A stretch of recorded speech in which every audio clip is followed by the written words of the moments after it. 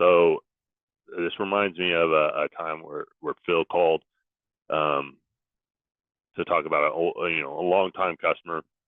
They had a CAD manager. CAD manager left. They had that CAD manager for a while, and then they never replaced that CAD manager. So that now you've got nobody enforcing those standards. That's when everyone starts to say, "Hey, we can't do anything. What do we do?" Let's start making everyone admins, right?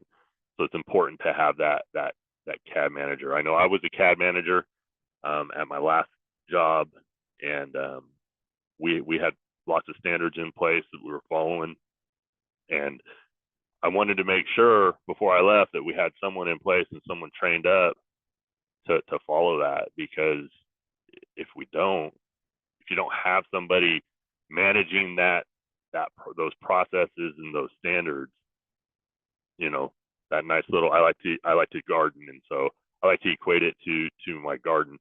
And if I'm not weeding my garden and I'm not maintaining it, it just becomes a giant mess and a lot of extra work. And so what ended up happening with that customer that our boss Phil had called about was we had to go in and help them out, help them clean up the things, get the permissions squared away. I think we call it a BPA, business process analysis, where we kind of go in and take a look at the vault, look at your processes, kind of give a recommendation on how things could run a little better, and standards to help you follow. So if you've got a CAD manager, don't lose them. Yeah, it comes down to one of those things, either like the formalized process where, document it, right?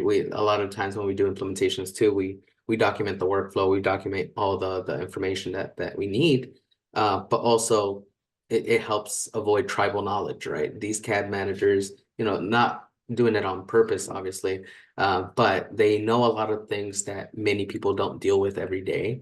And then when they decide to leave, maybe either if it's an oversight on their end, like, oh, I didn't think to knowledge transfer this, but it still happens. So it yeah, it can be a pain to recover from.